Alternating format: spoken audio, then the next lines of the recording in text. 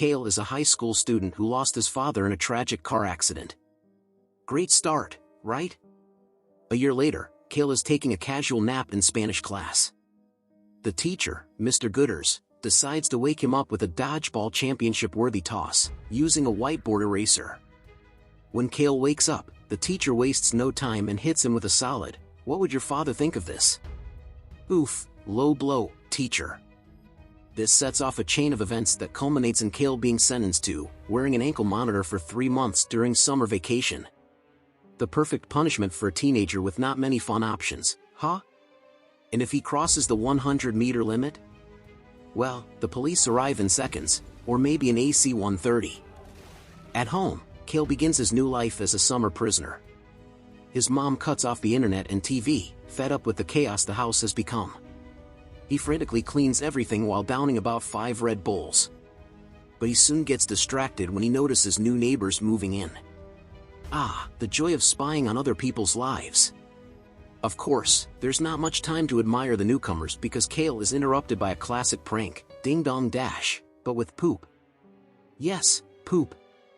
He chases after the culprits and, of course, crosses the GPS limit. The cops show up to arrest him, but then he sees Ashley, the new neighbor, and thinks, "I'd rather see her in cuffs than myself." Priorities. Determined not to screw up again, Cale creates a safe route to avoid setting off the ankle monitor alarm. So, when he sees Ashley arrive home, he hides like a cowardly ninja. Confidence, who needs it? A while later, his friend Ronnie shows up, and together they start a new form of entertainment, spying on the neighbors. Kind of like Rear Window, but the slacker teen version. They discover that Mr. Pilsch, a neighbor, is having a little too much fun with the maid while his wife is away. Classic. Then, Cale shows off his new obsession, Ashley. Spying on the girl becomes his new hobby, but it doesn't go as expected because soon enough, she catches them in the act. But they manage to convince Ashley that they were just watching the sketchy neighbor, Mr. Turner.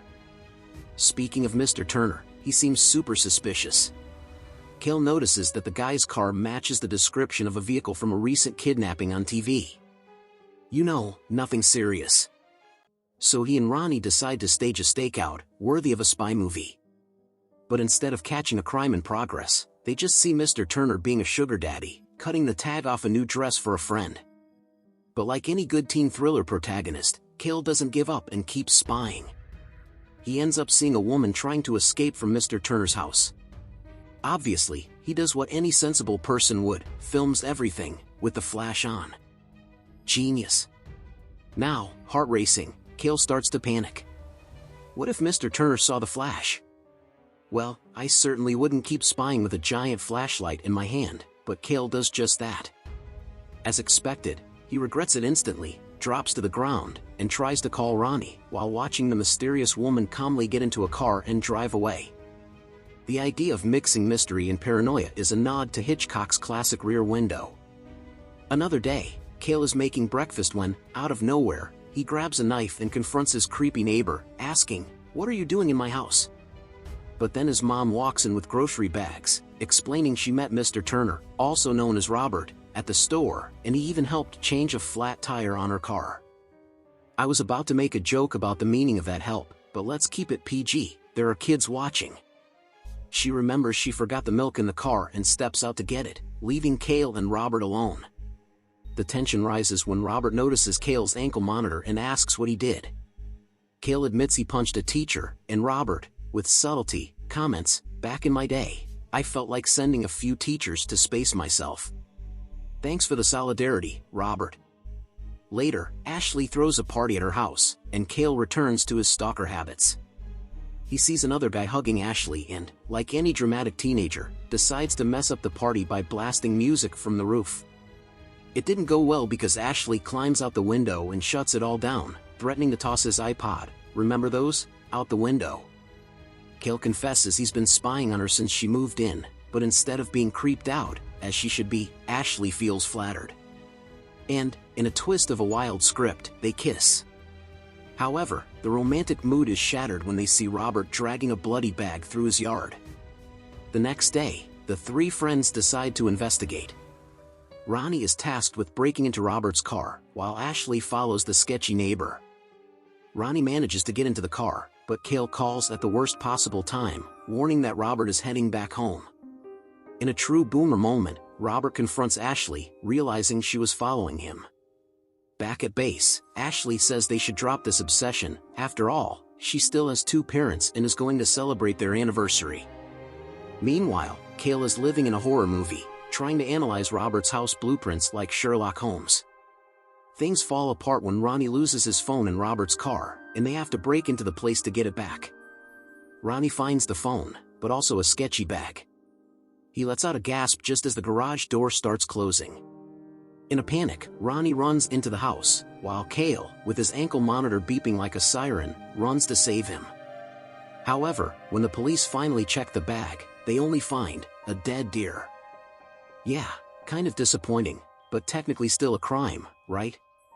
Back home, Cale's mom goes over to Robert's house to apologize, but Cale soon receives a video of Ronnie pretending to be dead.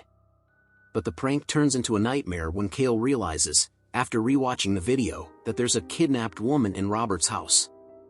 And before he can do anything, Robert attacks his mom and breaks into their home.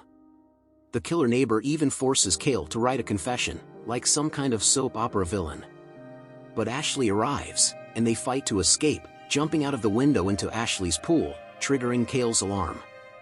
He runs into Robert's house and discovers a horror show, bodies, a surgery room, and a red wig? Pro tip: never trust red wigs.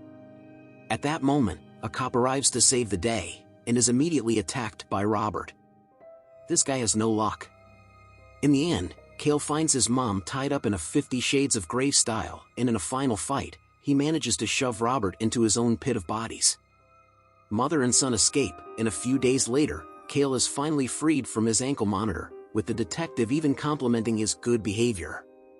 He spends the rest of the summer with Ashley, free to live out his teen romance, and hopefully, with no more amateur spying. And here's a tip: if you ever find a bag full of hair at your neighbor's house, I wouldn't investigate further. I'd probably leave that to the police, who are trained for these kinds of things, instead of breaking into the suspect's garage.